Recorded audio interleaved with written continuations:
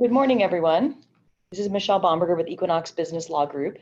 Welcome to our January Focus webinar on estate planning for sole business owners. I'm really excited to present this topic to help you plan not only for your general estate, but also how your business is managed during your disability or your death.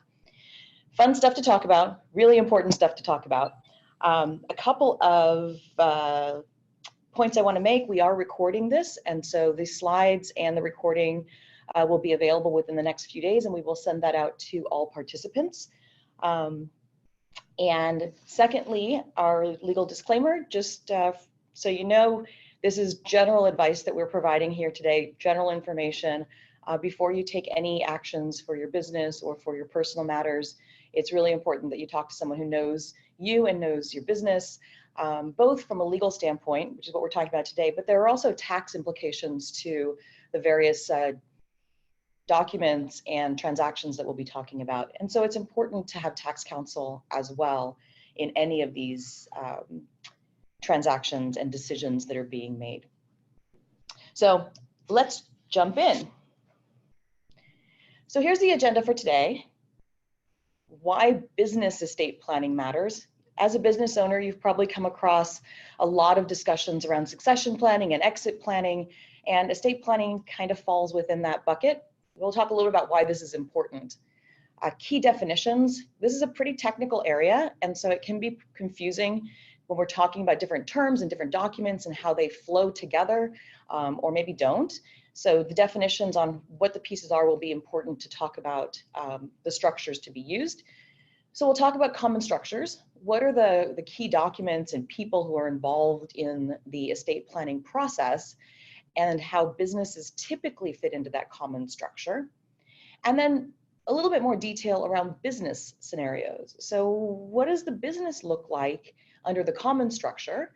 And what do we as business owners need to think about to help manage or plan for that business in the event of our death or disability? And then I'll mention a few complexities, so just some areas that sometimes come into play that raise questions, and then some kind of planning and next steps.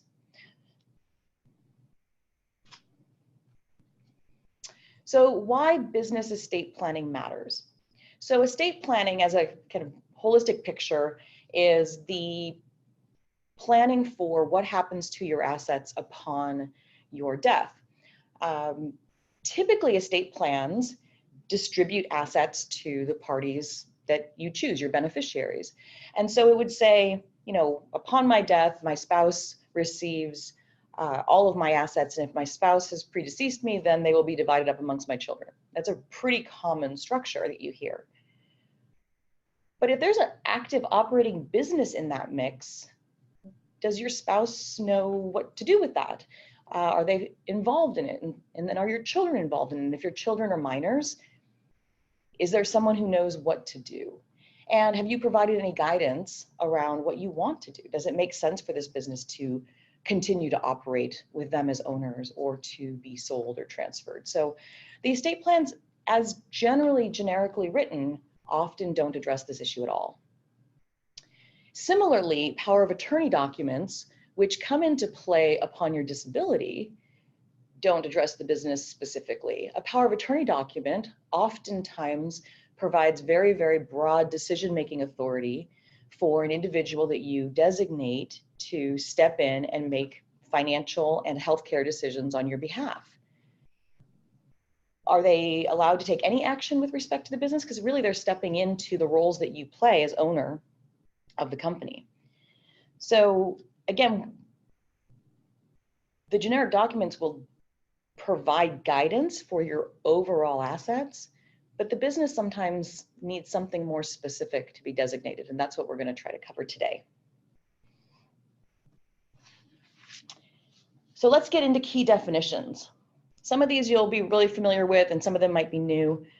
So we're going to go through them fairly quickly to give an overview that provides some context for the rest of the program. So your will. Most people are familiar with this document. The will addresses how your assets are distributed upon your death. As I mentioned before in the prior slide, upon my death, my spouse receives all of my assets, and if my spouse doesn't survive me, then they will be split up amongst my siblings, my children, maybe provided to a charity, depending on who the people are in your life that you want to give your assets to. A financial power of attorney is designating an individual to step in during a disability when you are incapable of making decisions on your own. That person steps in to make those decisions. Again, oftentimes this is very broad. It says this power of attorney allows the individual to make any sorts of financial decisions, selling assets, gifting them, paying bills, receiving funds. So very, very broad. But it can be specified more narrowly. So you can specify that for a particular asset, maybe it's a piece of real estate or maybe it's an operating business, that their powers are limited. So this tool allows you to provide more or less detail. And you want to think about both the short-term and the long-term disability. Is this something that's temporary? Is this something that's permanent? And does that change the individual's right to make decisions? The healthcare power of attorney is very similar to the financial power of attorney, but it deals specifically with healthcare decisions. Again, the power of attorney document is broad. It gives the power for them to work with healthcare providers to make health decisions. And the healthcare directive is more of your wishes. So that can get into a lot of detail around under what circumstances do you want continued care, continued medication, might deal with your funeral arrangements, memorial service. All of those things can be dealt with in the healthcare directive. And again, this is guidance to your healthcare power of attorney as to what your wishes are. So these can sometimes be combined into one document. Sometimes they're separate, but they work closely together. So the next few items are trusts. A trust generally is an entity created by a document that holds assets for the benefit of certain people or entities. So the document designates who manages those assets, and it designates who the ultimate beneficiaries are to receive the proceeds of those assets and under what circumstances. So a common use of a trust would be to hold a family residence, where we wouldn't want any of the siblings to have the right to unilaterally sell. We want it to go continue on as part of the legacy of our family, and so we put it into a trust, and then the trust documents provide for the management and maintenance of that property and who is responsible for ensuring that that continues. And there may be an ultimate, upon the death of, go down the line of family, then it can be liquidated upon the decision of the trustees. So trusts are used to hold property and manage them outside of your own personal control and ownership. Although, in many cases, the individual who created the trust, especially in a living trust, is the one who's managing it during their lifetime. So more specifically, testamentary trusts are created under a will. So in the example of, upon my death, I want all of my assets to go to my children, and if they are minors, then a trust is created, my assets go into the trust and are managed for those children until they reach certain ages. That is a testamentary trust. It doesn't come into existence until your death, and the will creates it. A living trust is similar to the example I gave about the family residence. It's something that you might create during your life to manage assets. It doesn't provide any tax benefits because it's still part of your property, but it is titled under the trust. And so there's some privacy benefits to having it, and then there's some probate benefits to having it as well. So there are different reasons to use them.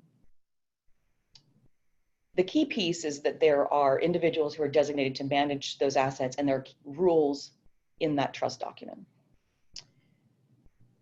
An irrevocable trust is irrevocable. So this one actually does provide some tax benefits because it ceases to be available assets for you to own and use. You can't take them out of the trust once you put them in. And so this tool is limiting in many ways, but beneficial in other ways. And so it's a tool that can be used. And again, it serves the same purpose, but it is not something that you can move the assets in and out of the way you can with a living trust. And then I use the term governing documents throughout this presentation. And when I use this term, I mean the documents that govern your company's operations. So for an LLC, this would be your articles of, your certificate of formation, your operating agreement are the key documents that I would put under this category. And then for a corporation, it would be your articles of incorporation, your bylaws, and your shareholder agreement. So those are the documents that determine how the company is run, who is sitting in what roles, and it's an important reference point as you think about the management of your business when you're not there.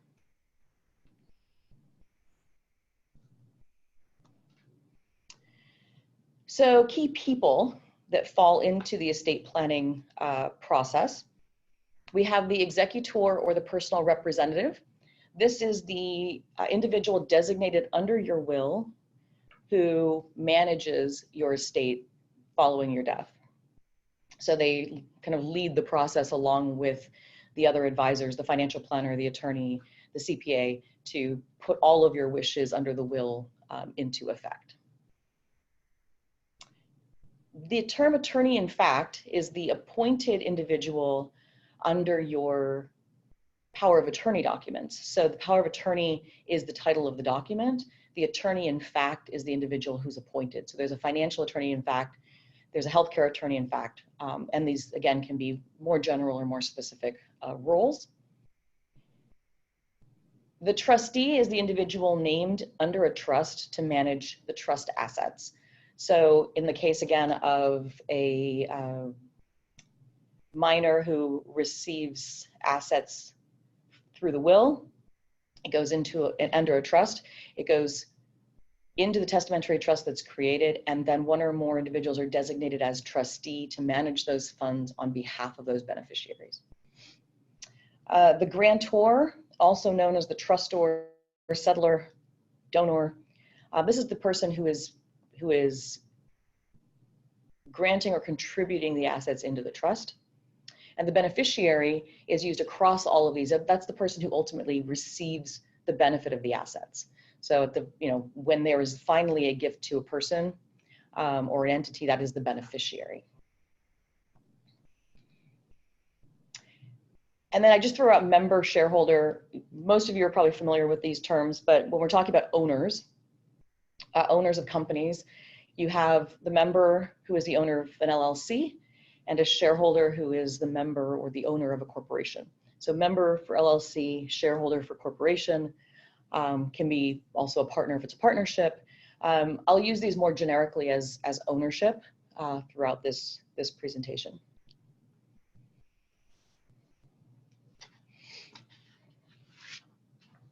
So a common death scenario, and I mean this from a document standpoint, not from how most people die. The way it typically works is you have a will, hopefully, and the personal representative or the executor is brought in to manage the process. The will determines how your assets will be distributed. So there are a couple of different categories here.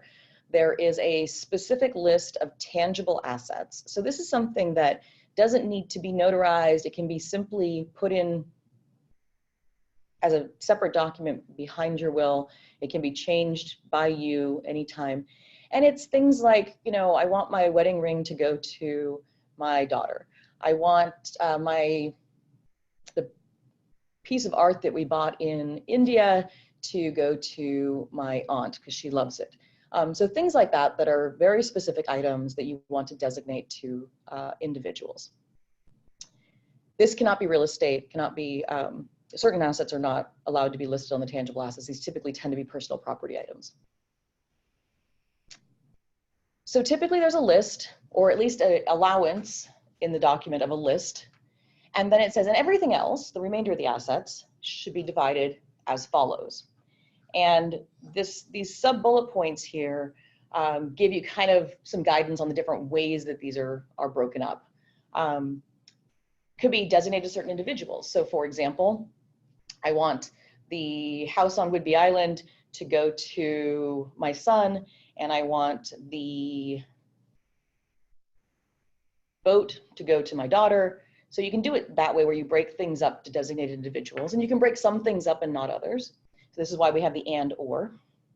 So let's say we have the Whidbey Island house to the son, the boat to the daughter, and then everything else I want split up equally amongst my children. That would be by percentage. We also could say I want $100,000 to go to each of my siblings, and the rest to be split amongst my children. So this can take a lot of different approaches, and it's going to be driven so much by who's involved in your life and who you care about giving to. This is very, very personal, and can be very, very difficult. I mentioned earlier the testamentary trust for minor children. I've seen this used for lots of different kinds of folks, not just minor children, but a way to manage an asset for a longer period of time, rather than simply giving the assets directly to the individuals. And then if there's an existing living trust, oftentimes the will simply say, take everything and put it into the trust, and then it's managed under the terms of the trust. So these are all just different ways that assets can be distributed under a will. But the question arises with, where's the business addressed? And it's often not explicitly. And if it is, it might be that I want my business interests to be split amongst my siblings.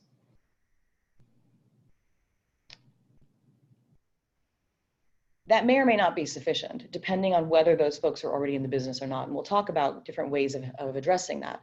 But if you think about how, if you are the sole owner, that the business isn't addressed as to how it needs to be managed going forward. If we look at a similar scenario around disability, we have, you become disabled, and one big question about these documents is, what is the definition of disabled? Oftentimes, it is a period of time where you're unable to make decisions for yourself, as determined by two independent physicians. That's a pretty common way of defining it. And there are pros and cons to that. We've seen folks who say they're their primary physician, and if they don't have a primary physician, how do we resolve that? We also want to be clear as to when it takes effect. Some of these are written to take effect immediately versus taking effect upon the occurrence of the disability. So be aware of that as you're creating these documents, as to how your designated attorney in fact will be able to actually effectuate it and use it, but also limit them not to be able to step in too soon. So something to keep in mind. The healthcare power of attorney, again, broad discretion to make healthcare decisions. It provides guidance for your attorney in fact, and the business is really not related to this one. The financial power of attorney, though, is pertinent. It provides the direction to make financial decisions, selling, gifting, transferring assets for the benefit of the individual. So there is not this unilateral, I'm going to take all the assets and transfer them to myself, but there is broad discretion. And if it simply says you can do whatever you want with all my assets for my benefit, there's not a lot of guidance there for what about this operating business? If you are in a coma and we don't know whether you're going to wake up or not, does this individual have any information about what the business requires? And depending on how dependent the business is on you, they may not need a lot more than simply keeping an eye on it. There may be people in place, but in a lot of cases there's not.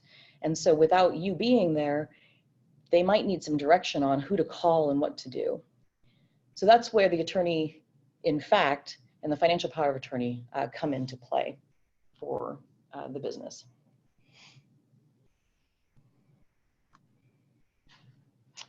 So if we think about the business scenario, the different ways to address this in a death situation. The business is an asset. It sits in that will and can be distributed to anybody under the will.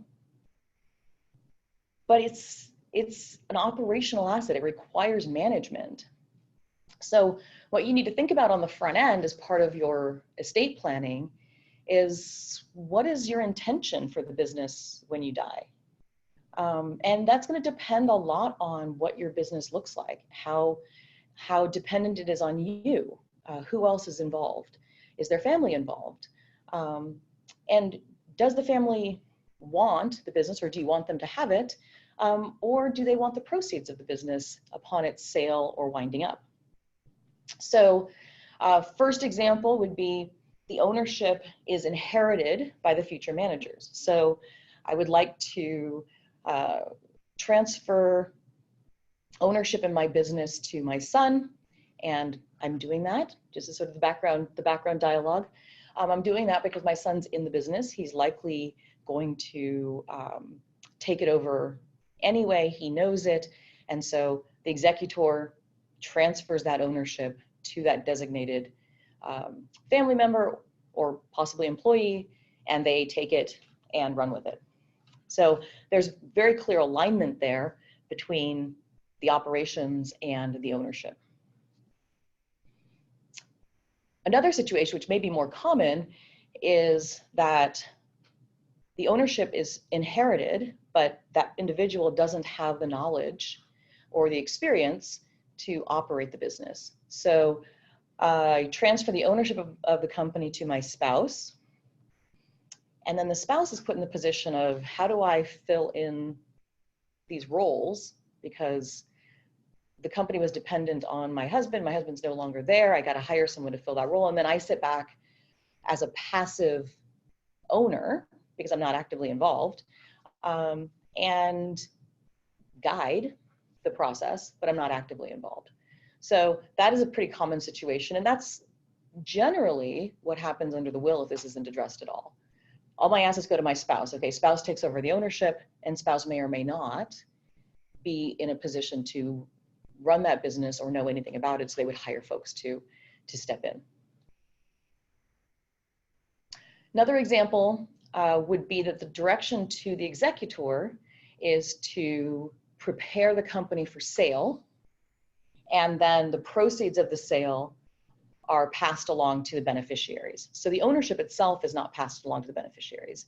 So this works if the company is not dependent on you, it has independent value, and the executor can go out, bring in the people who can help manage it in the interim and prepare it for sale, get it sold, and then transfer those proceeds.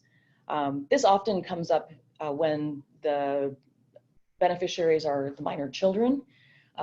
Keeping that business alive and active, if it's got independent value, may not be as beneficial to the kids as going ahead and selling it and putting that money into the trust for them. So one of the tools that you want to provide to the executor is, who do you call? Who do you rely upon? Because oftentimes the executor doesn't have this information at all. And then similarly, inheriting the proceeds after winding up or closing. So for a smaller company or a company that's, highly dependent on the owners, it might not make sense to try to sell it. It might make sense to simply close it up, and whatever assets are left are liquidated, and then the proceeds go to the beneficiaries. As business owners, this is definitely not what we think of as the kind of end game for our businesses. However, in the case of your death, it might be the logical thing for the executor to do. And again, they're going to need help with this. So, who are the people who they need to involve. I mean, the process of selling the business can be very time consuming and winding up as well. So it's important for you to designate to your executor, either through your estate planning documents or through your governing documents, here are the people that you should call. And here maybe are the employees who would be likely buyers, or competitors who are likely buyers. And here's a broker that I've talked to before. Why don't you engage them, the CPA, the attorney, the financial planner, the insurance providers. So all these folks that can help them to sort through something that is completely new and unfamiliar, will help them be able to keep that business going during the term of all of this turmoil, because it will be turmoil. There's no question about that. So those are the folks who are pretty commonly involved. Hopefully there's not disputes amongst the family as to who gets what and why. Hopefully that's all either been discussed in advance or pretty clear in the documents. But helping your executor through that process and giving them guidance is the critical factor in making this a successful transition, and for the transition to do what you intend. And so this intentionality of the thinking and the process is really critical for you as you plan.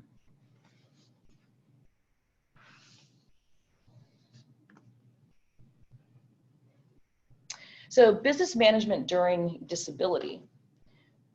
So in a similar way, your business is an asset, but it requires management. So if you are, God forbid, in an accident, and let's say temporarily in a coma, we don't know what's going to happen, the financial attorney, in fact, acts in place of you as the owner. And if you're also the board member and the officers, they would step into those roles. As being owner, they're going to step into those roles as well. So what does management of this business look like during your disability? I mean, we don't know at this point whether it's going to be 2 weeks or whether it's going to be forever. And the business continues to operate. Now, again, going back to what this document, this power of attorney document says, thinking about what rights the attorney in fact has to make decisions, and if that shifts based on your circumstances. So maybe what you would want them to do for a 2-week or a 6-month stint is different than if your disability continues for a year or beyond, or the doctor feels that it's a permanent disability. And this may be, not the coma, which is sort of the obvious one. It may be that the accident puts you in, with some brain damage where you're not able to make these kinds of decisions. So you may be more active than being in a coma, but you're still not in a position to act as the owner of the business. So again, similar to the death scenario, thinking about what is your intention of the business if you're not available. Who should be stepping into those roles? You often would have key employees who would step into different roles, especially on a temporary basis. You may have family members who are involved in the business who can step in as well. But providing your attorney, in fact, some guidance around who to involve and when is going to be a critical factor in managing the business, especially in the longer term scenario.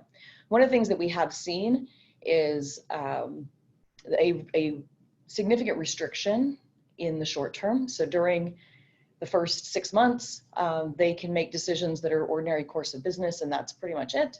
And then beyond that, they would have the right to prepare the business for sale or to close it up. And so another critical consideration here is who is that attorney in fact? Who plays that role? Who is in a position that you would trust to make those decisions for you? And oftentimes family members are not as close to the business as you are. And so it's not as an emotional of a decision as it would be for you. So there's a lot of thought into these documents can provide you some peace of mind that the business will be there when you wake up from the coma, and you can step right back in, versus a situation where, well, we really thought we needed the funds to support your illness, and so we sold it. So how do we balance that need for funds, that need for flexibility, with the connection that you have to the business and your desires for the business?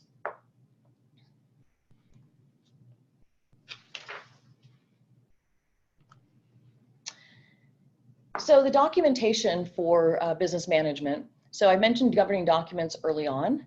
So your governing documents would be your operating agreement for an LLC and your shareholder agreement and bylaws for a corporation.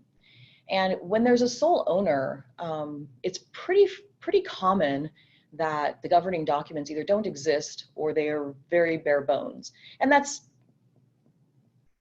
appropriate because it's you managing your business. And so pretty much you can do what you want within legal constructs, obviously. So it's common for these documents to not address death and disability. So this is a place where we recommend making these changes, because in that document, one, it's fairly easy to change because it's you deciding what you want. So that's one really important factor, versus a will where you would have to have it amended and notarized again if you're putting it into those more estate planning documents.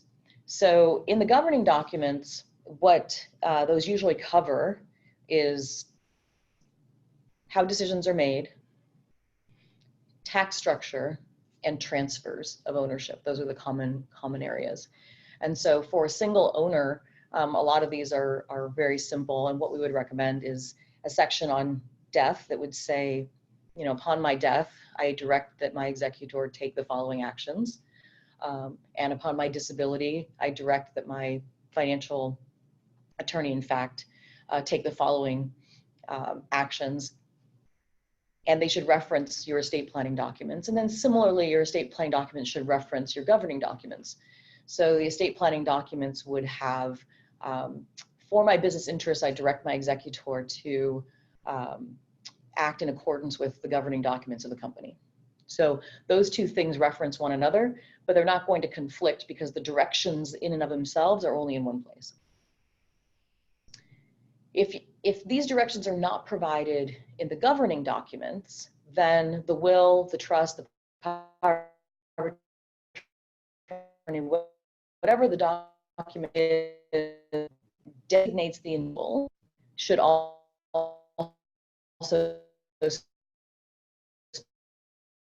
specify all these. It's more. The level of detail that you put into these documents is really up to you, but I encourage you to think about who is involved, who are these parties that will be stepping into the management of your estate, so your executor or your financial power of attorney in the case of your disability. What do they know about your company? What do they know about business generally?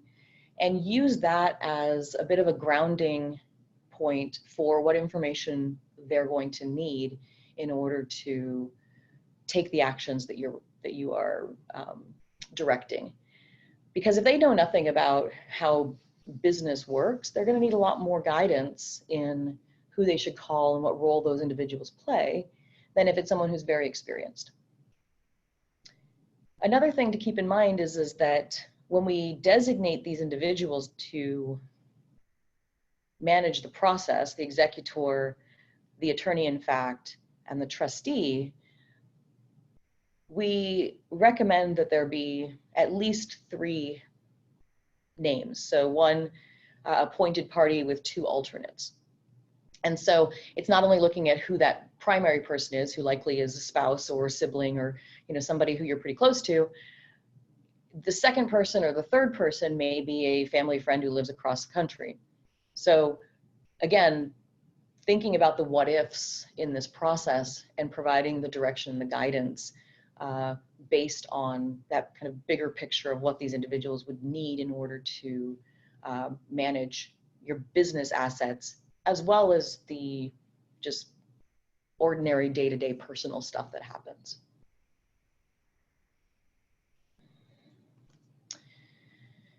So a few complexities to consider. Trusts, we talked about trusts a bit early on. So assets in a trust are managed by the trustee on behalf of the beneficiary. Again, considering what rights and obligations and restrictions the trustee has. And then another factor for trusts is making sure that they're properly funded.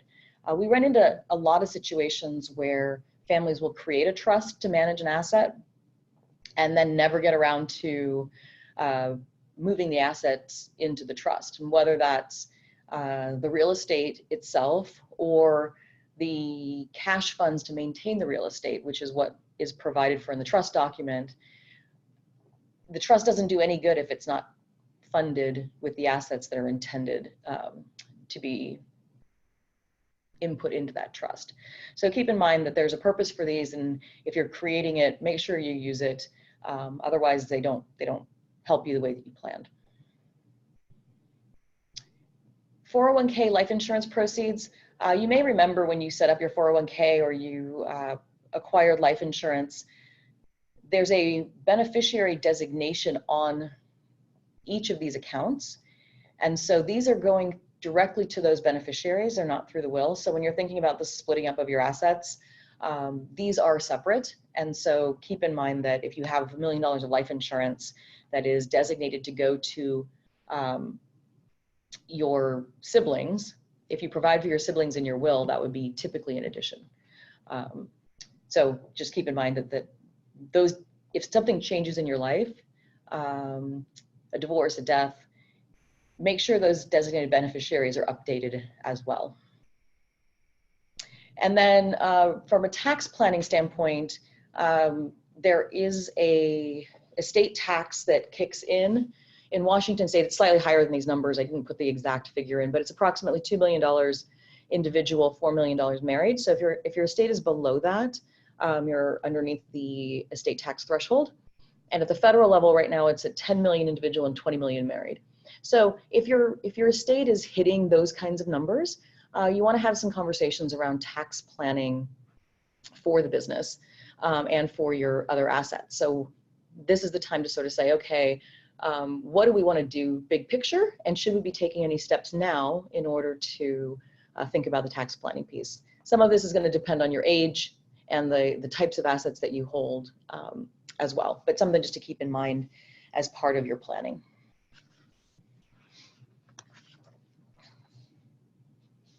So the next steps for planning for the death scenario, in the event of your death, really consider the intentions for your business.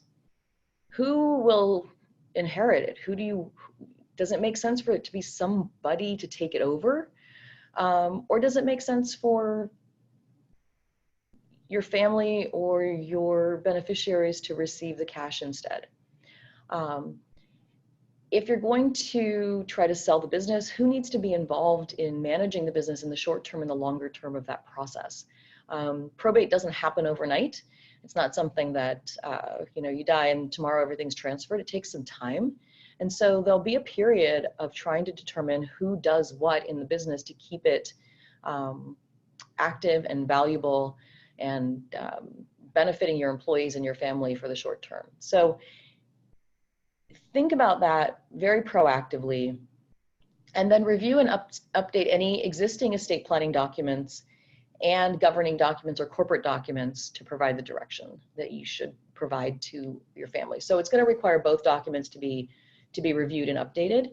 And again, if we think back to what are the considerations that we have, and what is that executor going to need to know in order to take the steps that you want. Similarly, in the event of a disability, identify who should be involved in business decisions, because again, the attorney in fact has broad discretion in most cases to do what they want. So who should they be calling and who should be helping them? Because the governing documents can provide the quote shareholder, which role that they're stepping into, with some restrictions on how they're going to behave, because you're providing them that guidance in your corporate documents, governing documents, and or in the power of attorney. So these two things, again, work side by side. But your intentions and your desires really need to be fleshed out so that they have that direction to move forward.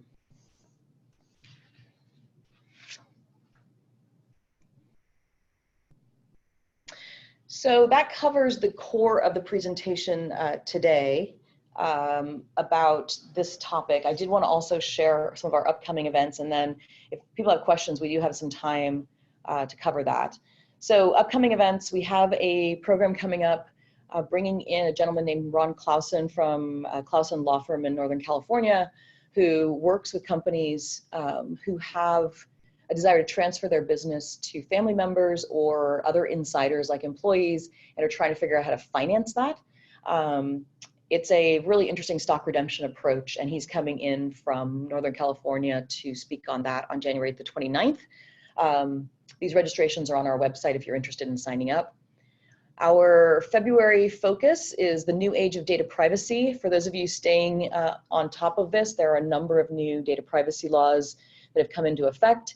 And even though they are not Washington laws, they affect Washington businesses. And so we're going to cover some of that.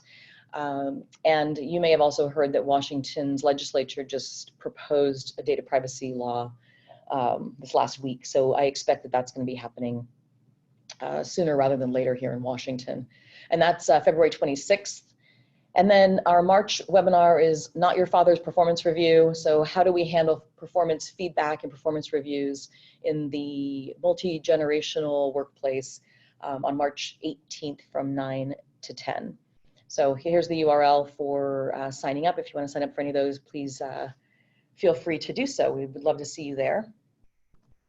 And then if you have questions, you certainly can reach out to me via email or phone. I am happy to hang out for the next 10 minutes or so. If anyone wants to chime in by unmuting and asking questions, I'm happy to answer them over the next 10 to 15 minutes. So thank you so much for joining, and we look forward to talking to you soon. Have a great day.